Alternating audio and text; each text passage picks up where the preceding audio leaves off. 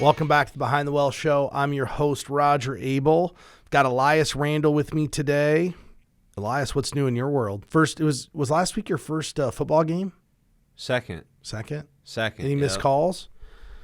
No, I don't. You're 100%? I don't do missed calls. You're a veteran now? You're no longer a rookie? Here's the deal. Here's the deal with that. You might see some stuff that I don't call, and maybe I was wrong, but usually if I call it, everyone in the stadium knows there's a foul. Well, I would think in high school football a little bit of that. You have to let them play the game. Otherwise, I'm guessing you could throw a flag on about every play in high school football. You could. Yeah, and the lower the level, the sloppier the play is. So, like, just the higher level you go, the better the players are, and you have to have some grace for kind of where they're at, too. So, yeah, but if you want to throw a flag every play, you can, but we'll be there for 3 days trying to get through one football game. Yeah, we absolutely don't want that. No, and no one's there. No one paid their money to go watch the officials. They're there to watch the game. So it's just better to stay out of it if you can. I like that take on it. So last night, Elias, I took my daughter to a tennis lesson. I ran into a friend of mine who's involved in the housing business. Their family builds homes. We were talking about housing affordability. He said, the last year has been really rough. But recently, we've seen people start to kind of enter back into that buyer pool. And what I think is ironic about this is for the last year, if you turn on YouTube and you don't have a media filter and you're just buying into what's on the internet, everybody's told you how housing prices are going to collapse. Housing prices actually haven't gone down. They've come back to their peak of a year ago in the summer. I just read that from Redfin. Yeah, there's more to it, and I think one thing with any sort of market, especially financial markets, just because the price goes up doesn't mean it has to come down. Like, there's more to it than just price, right? And all the people saying that were just looking at one metric, the it's price. Clickbait. People weren't looking at... They're clickbaiting. They're trying to get followers. That's what it's all about. I had this discussion with a client the other day. I can tell what type of media they're consuming based upon what questions they ask me, because it's the same question over and over. And if you think about how YouTube works and some of the other things, just one person creates it, then another person creates another thing kind of like it because it had a lot of views, and just like this vicious circle. But what I thought was interesting, and there's no homes for sale still.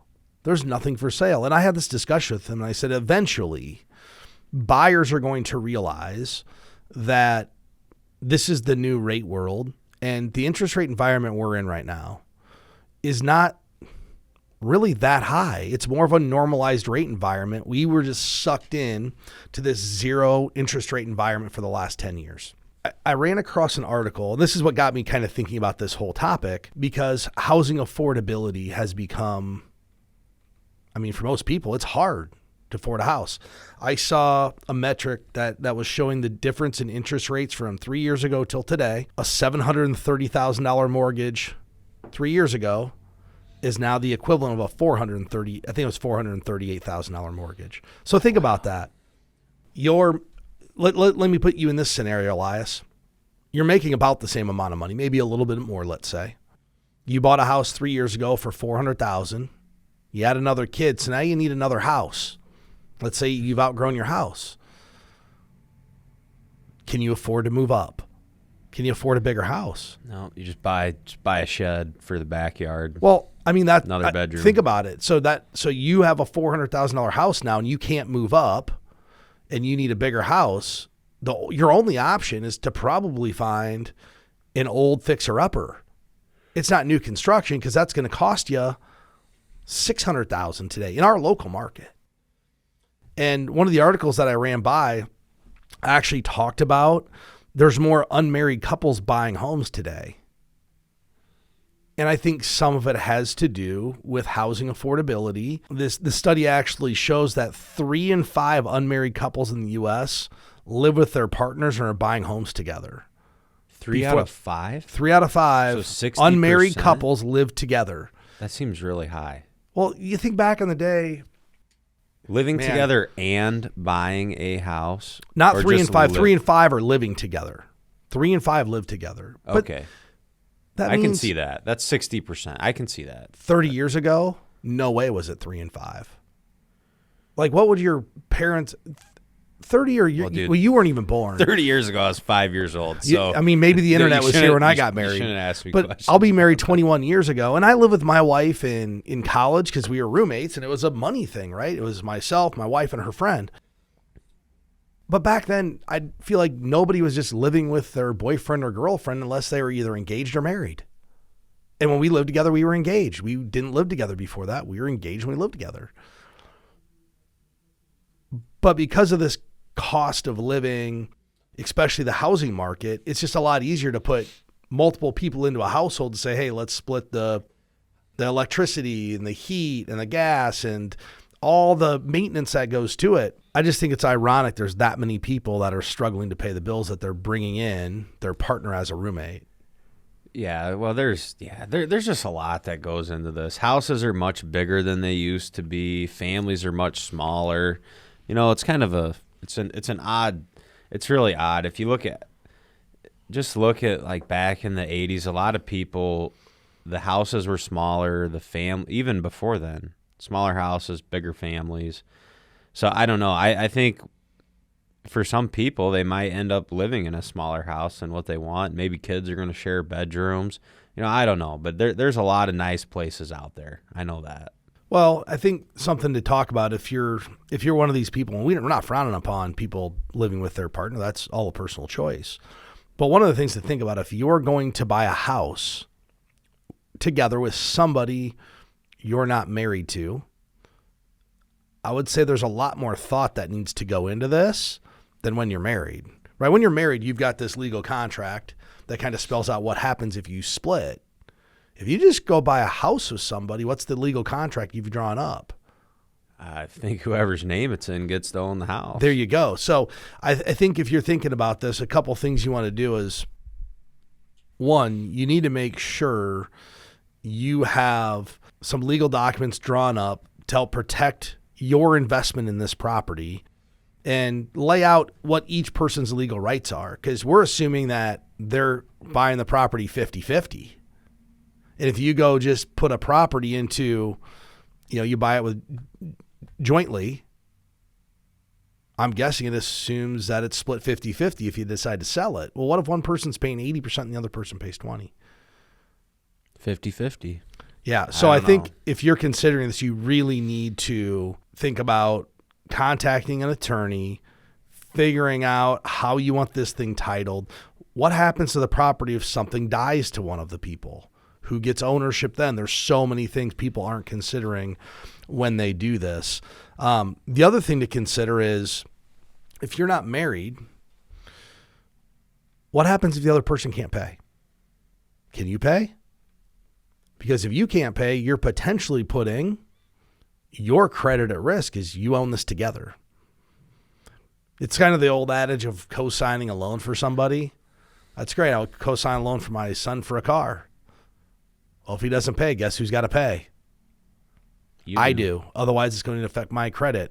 So just with the rise in housing cost and the overall unaffordability for a lot of people, there's a lot of things that unmarried couples need to address before they actually decide to do this. I don't know. Do you have any other kind of thoughts on the unmarried couples buying real estate properties together? I mean, I think we hit it, but... Yeah, I don't.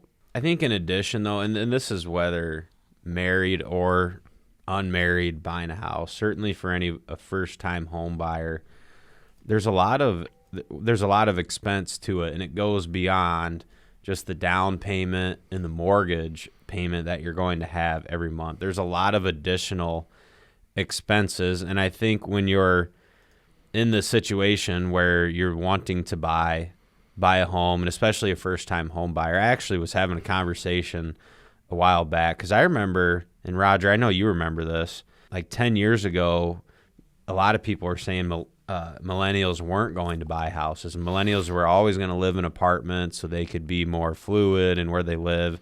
And it turns out that really owning property, owning a home is still probably the top American dream, right? To have a place that's yours and to have a little piece of land. Yeah, what you're talking about was probably, I would say the peak of that was 2012 to 2015, where developers were creating multi-level housing that had a gym, a workout facility, a coffee shop, a little restaurant or bar to hang out, and kind of trying to bring everything or a big city vibe into one kind of complex.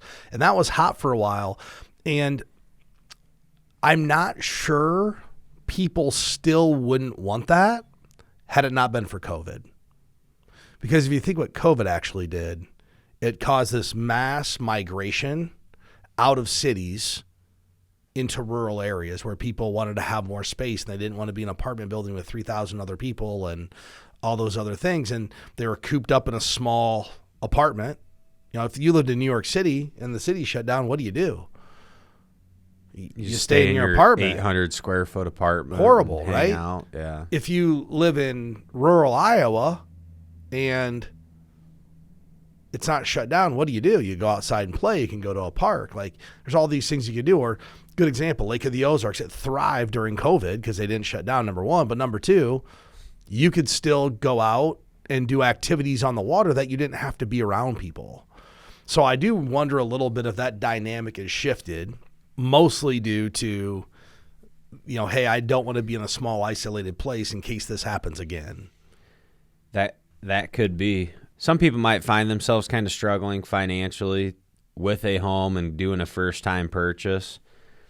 So there's three very costly things that sometimes can be a surprise. That are things you should be prepared for, especially now when we have record high home prices and all the data suggests that's not going to change. And the fundamental thing we've talked about a bunch is there's just not enough houses, and there's not even enough home builders to catch up with the demand, which that could be a whole nother topic in itself. But the three main kind of surprise expenses or something people may overlook: property taxes, homeowners insurance, and home maintenance. So I'll touch on all three a little bit. But property taxes, now a lot of times this can be kind of wrapped up in your monthly payment, put in an escrow account, and then that payment will be made when it's due. It's just something you need to factor in because the cost of a home isn't just the mortgage. There's also the property taxes. And then homeowners insurance. You're not going to own a house and then not insure it, because if you have a fire, you have a natural disaster, if something happens, you need to have an insurance contract there to make you whole on that and get you back to where you were. Well, and people aren't going to have the option to not insure it. Your lender's going to require it that you carry insurance through the entire. And, you know, people underestimate the cost of this. You know, we're in Iowa, and we think, you know, my homeowners is $2,000, let's say, whatever it is. Go ask someone what it is in Louisiana. I've got clients in New Orleans, $15,000 a year for their homeowners. Go to Florida, $30,000 a year. That's what people are paying to insure their property. That much money, and that's if a lot of these areas insurers they're pulling out. They're not even allowing new policies to be written there. Yeah, I don't know if you read the stuff on Florida, but there's a lot of areas in Florida that they're not renewing policies. Allstate, American Family, I think there's one other major insurer. They're not going to take contracts down there. And if they are, deductibles are going through the roof, and premiums are too. Jeez, yeah. So then you're either just going to pay astronomical premiums or self-insure. Yeah, which the bank doesn't let you self-insure. That means you're writing a check for the property. Yeah, the only way you can self-insure is if you just pay cash for the place. Yeah. So, and then the final one, the third one, home maintenance. And this is something that never goes away. Owning a home it's costly for a lot of reasons, but you're always going to have maintenance, whether it's furnace goes out, a water heater goes out. If you buy an older home, you might have to replace windows, siding. Eventually, every house needs a new roof on it. You know, there's just all of these things that come up, and certainly if you're a first-time home buyer, you want to have sufficient cushion for all those surprises. And an easy way to do that, one thing we talk a lot about, is an adequate emergency fund. You know, home maintenance, if you have cash available, you have an appropriate emergency fund, and it's 105 degrees out and the air conditioning goes out, well, you have cash to pay for that. But there's always going to be something with a house. And if you buy a fixer upper, you're not just going to remodel one room. You're going to do one room, and then it's going to be the next room and the next and the next. So whether you build something new, you buy something that needs work, or you just buy something you like that doesn't need work, home maintenance will always be part of home ownership. So a friend of ours that we know mutually, the big guy, we're having a talk, and his son wanted to buy a house, and he kind of wanted my opinion. And I said, well, what's it look like? He goes, well, he could make the mortgage payments about 30% of his net. I'm like, well, that's reasonable, but what year's this house? He's like, it's like 50 years old. I said, okay, whatever the mortgage payment is, add 50%, because that's really the true cost of home ownership probably. If the principal and interest is $1,500, you better add another $750 a month to it. Otherwise, you're going to be in credit card debt. Like, it's going to happen. Like you said, I've owned a home that was 40 years old before. It was thousands of dollars a month in repairs. Oh, you got a foundation crack. You got a water leak. Furnace went out. Dryer started on fire. All these different things happen. Like, it's going to happen. And that's what first-time home buyers run into. First-time home buyers aren't buying new construction. They're buying something 30, 40, 50 years old that somebody else is selling for a reason. I think people, when they buy homes, they just assume people want to get a new home. People sell their house for a reason. What's a hidden thing that you don't know about that whenever I look at a house, I'm trying to figure out, why are they selling? Why? Are they getting a bigger house? Did they move out of town? Or is there a problem with this place? They're just not telling me. Right? And yeah, they have disclosures. And the problems are, you can identify the problems typically. But a lot of times you can't identify the problems until you're in there. Everybody thinks the home inspector is going to find everything. The home inspector is not going to find if the washer doesn't work right or the dishwasher. They're going to turn it on, make sure it runs. They're not running a cycle through it. They're not washing sheets when they go there. So it turned on. Yeah, that's reality of what it is. So if you're a first-time home buyer, whatever that principal and interest is, you better just add 50% to it. And if somebody, maybe it's more, someone might chime in and let us know. If someone has an opinion on that, you could reach out to us at btwellshow.com. But one of the things, if you are going to be a first-time home buyer, or even if you're not a first-time home buyer, you're going to buy a home that needs some maintenance or some fixing up, there are some home improvements that are tax deductible in 2023. The incentives in the 2022 Inflation Reduction Act and other laws that have been passed add up to thousands of dollars a year that people can get in tax deductions or credits. And I have a statistic that 9 million people didn't receive tax benefits they were owed in 2021. 9 million people were eligible for a tax benefit and didn't get it in 2021. And the number one reason they didn't get it, they weren't aware of it.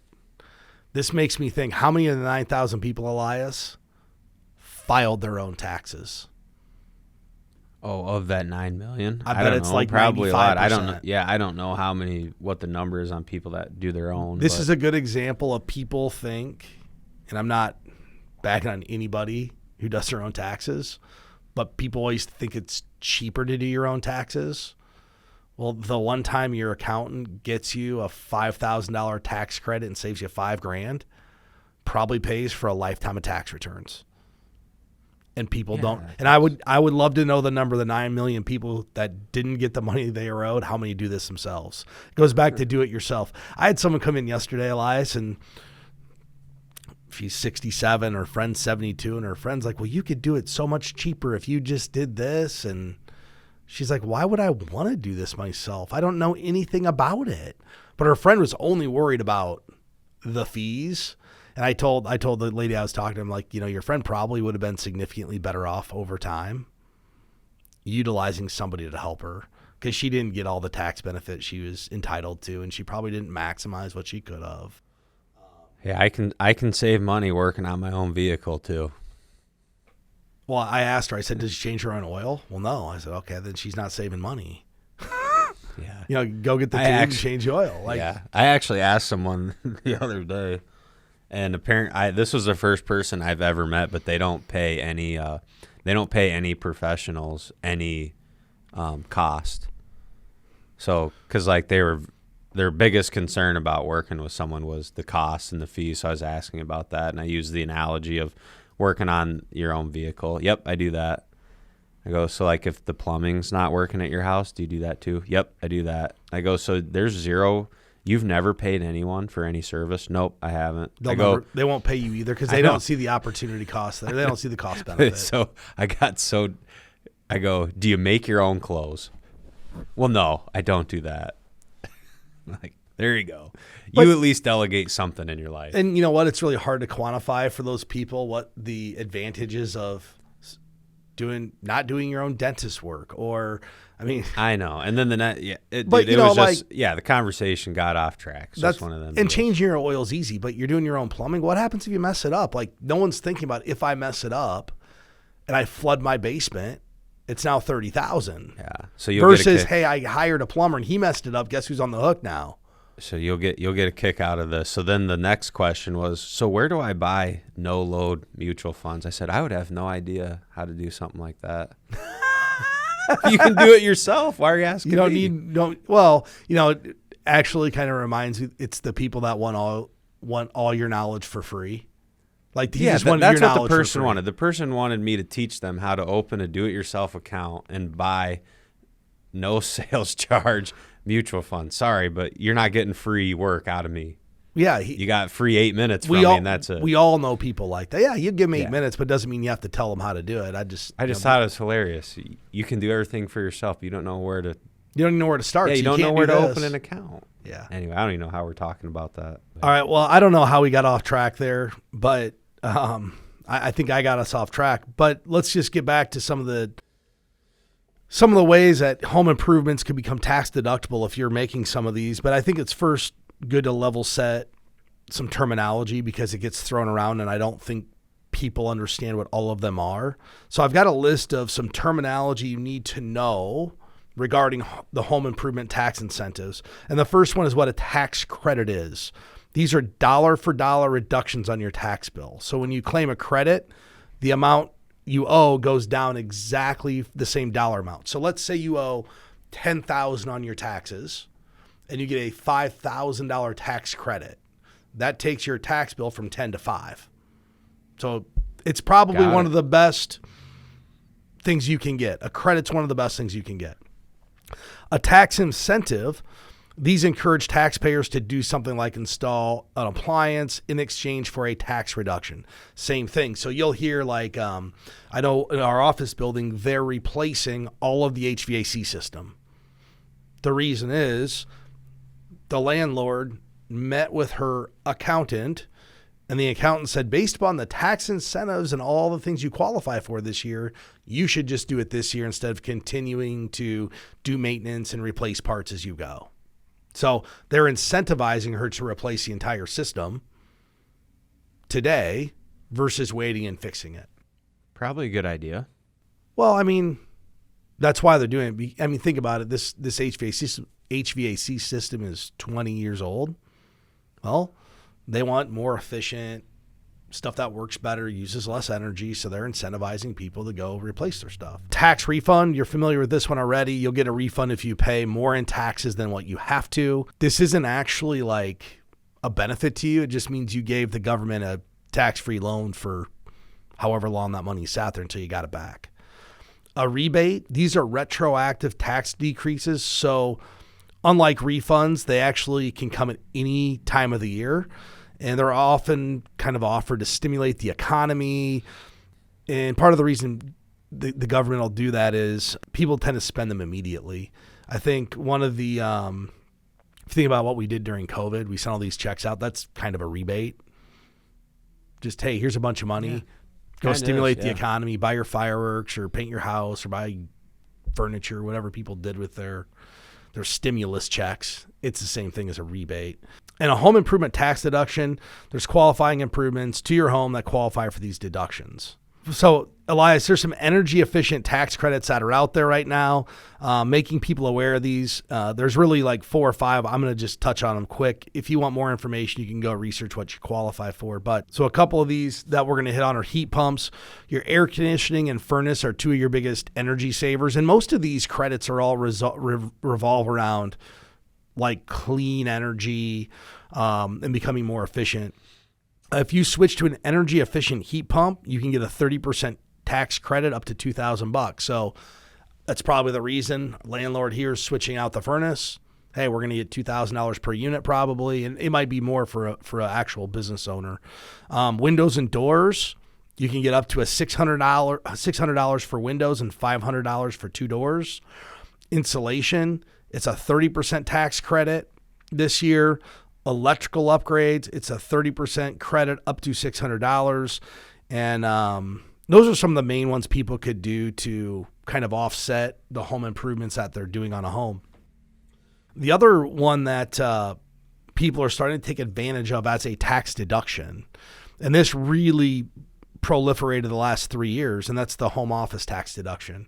As people start to work out of their house, that you're doing work there, you do qualify for some kind of a tax deduction for that. You got to be careful what you do, but pretty much you have to figure out what the space of your home is that you're using for that office. So if you have a 1,000 square foot house and you're using 100 square feet, then that would, qualify you for some home office tax deductions. If you're going to do a home office tax deduction, contact your CPA.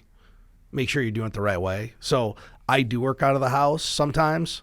I don't claim a home office tax deduction. Partly I don't. Why is that? My CPA says it raises red flags if you have an office and a home office tax deduction, and I don't choose to come under any scrutiny. You don't want to be a red flag flag raiser. It'd be a minimal benefit because it's like this small area of my house. So what am I really going to save? A few $100? Yeah, probably. And I already have the benefits of this. So if I was only working out of my house, then I would probably do that. But based upon me having my office here, and we have all of our other offices throughout kind of the Midwest. I mean, we've got multiple offices we utilize. I think it'd be really hard for me to say, oh yeah, I have this home office tax deduction. I'd like another $600, please. Like, it doesn't make any sense. Now, that said, when I started off in this business, I was working out of my house full time. Then I utilized the home office deduction, but it made sense. I didn't have an office any other place. So those are some of the main ones that people can qualify for. There's some if you have rental property investments, but a lot of those end up falling under depreciation. So if you're looking to get tax-related advice on improvements to your home or improvements to your rental properties, you should contact your CPA and have them help you.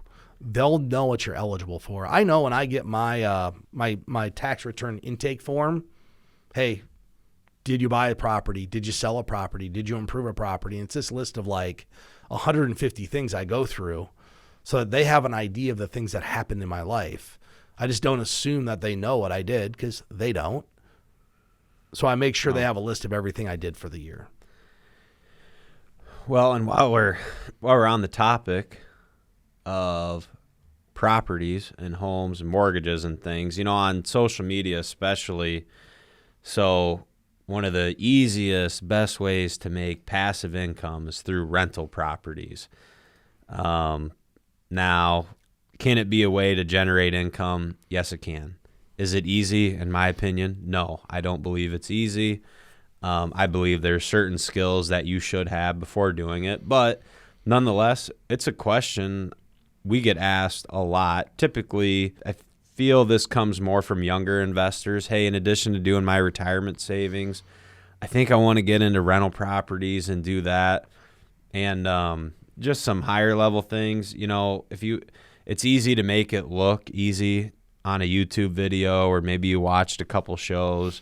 I think the reality for almost everyone I've ever talked to that owned rental properties, it's a significant amount of work, energy, and time that goes into it. So 6 questions to really consider if you're going to dive into an investment property, rental property, to make some passive income off of it.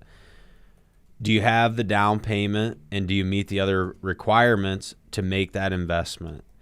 So an investment property, typically you're going to need 15 to 25% down payment plus closing costs to even start to get this deal done. Your credit score is going to have to you're going to have a good credit score, and then debt to income ratio, which will include your primary mortgage. I think the threshold's about 45% maximum debt to income ratio. So it's kind of a situation where if you don't have a down payment, your debt to income ratio is already maxed out. One, the bank's probably not even going to be interested in helping you get the deal done anyway. Another question, can you pay the expenses of the property without tenants?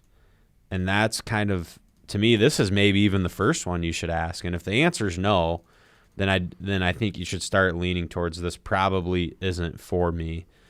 And certainly the cash flow from that house, from the property, if you're going to need it to just make ends meet every month, really you should be cash flowing that and either storing cash for maintenance or aggressively paying down the mortgage that you have. Do you know the laws, the landlord and tenant laws of the state you live in? That's a great question. Well, what rights will you have as a landlord? Well, and especially in different states. So let's just use this example. You're a landlord in Iowa, but you buy a place in Missouri. Are the laws the same? Likely not. No, they're probably different. They're probably different. So and the reason I bring that up, Elias, is many people have thought that buying a vacation rental is a great idea. Like, oh yeah, I'll buy this vacation place and I'll rent it out. My wife brought it up because, we have a place at Lake of the Ozarks. She's like, maybe we should buy another one. I said, no. Like, are you going to rent it out for 65 days a year? Only time people go there is in the summer. I go, you're not factoring in the maintenance, the destruction people are going to do, the HOA fees, the insurance, the headache, the cleaning. And as I talked to her, she's like, you'll be going to get in your boat to go have fun for the day, and your phone's going to ring because the dishwasher's not working. Good example. We were there last weekend, and there was a storm coming in, and there was a tenant in a unit just on the other side of me, and they had a screen. So I'm on an end, and they're on an end, and there's like this little shade that comes down. Well, guess what? The tenant didn't put the shade up. So now there's 30-mile-an-hour winds, and the thing's whipping, and it's going to rip through their new screen porch they put in. Fortunately, I had the number of the owners, and I called and said, hey, the tenant didn't put the shade up. Would you like me to go put it up before it destroys your screen porch? If I hadn't been there. You're a nice neighbor. You are a nice neighbor. If I hadn't been there, there's probably a problem. And then they show up, and guess what? Now they have a $2,000 repair. Like all those things that the vacation rental property has become like the way for people to afford a vacation rental who can't do it. But I was watching a Ramsey video the other day, and someone called and said, hey, should I do a Airbnb or a VRBO? And he's like, no, it's 26 times the headache of a regular rental. And that's a big enough headache because you're getting 26 different tenants a year in the place. Casey in our office, he has a VRBO in town. You have people trying to squat there. I mean, if you're thinking about buying a vacation rental, it's not a good idea unless this is what you're going to do full time. We know people. A friend of mine owned 30 or 40 apartment buildings, different rentals all through the town. Guess how many he owns today? Zero.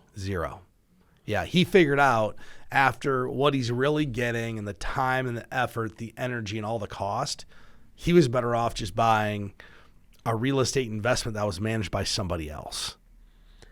Yeah, which leads to another question. Are you ready to manage a property, or do you have the extra money to hire it out? So I do have a friend who has a couple of rentals and utilizes a property management company. So I feel like his experience as a landlord is better because he's not interacting with the tenants. He just owns the property. But the thing is, he owns rental properties as a way to diversify his total investment portfolio. He's not looking at it for income, and he's willing to pay the property management fees to just not have to deal with it, which is, to me, a good approach.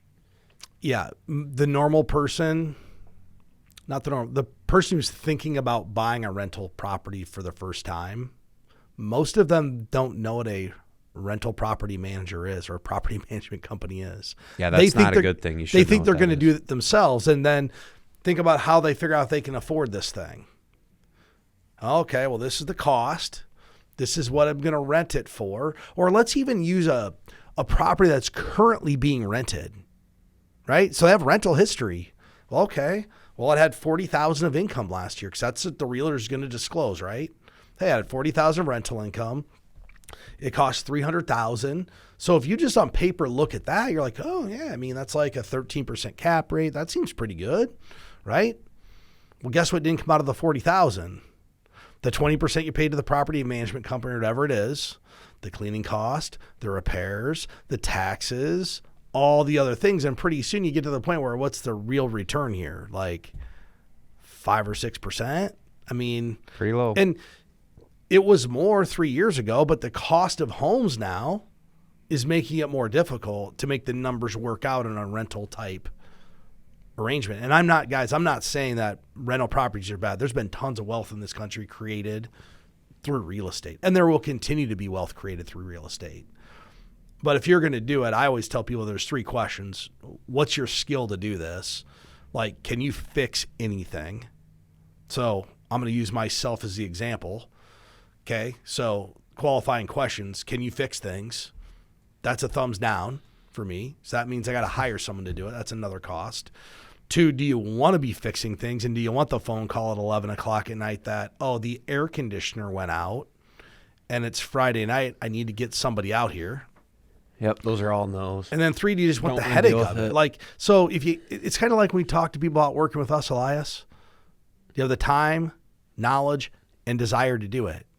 Ask yourself if you're going to do a rental property. Do you have the time to do it, the knowledge to do it, the desire to do it? If not, it's not for you. If you answer no to any of those things, you have to either delegate it or say no. I'm a big delegation person. I know you don't own any rental properties because you don't have time to do it. You've got 3 kids. No, I have 0. I probably have the skills and the things to do it. I have no time, and I wouldn't want to spend my free time doing that. So anyway, you definitely have the knowledge to do it based on your background, but you don't have the time nor the desire to take care of that property. Yeah. And so it's a no. I think it's actually a good way to kind of end the show. I think the takeaways from the show today is if you're a first-time home buyer or looking to invest in properties, there's just lots of factors you need to think about. It's not just the cost of the property and the financing of the property. Really, you should be asking yourself, do you have the time, knowledge, and desire to do this? And if you don't, you either have to delegate it or say no to that. If anybody has any questions, you can contact us at btwellshow.com. Until next week, I want to thank everybody for watching.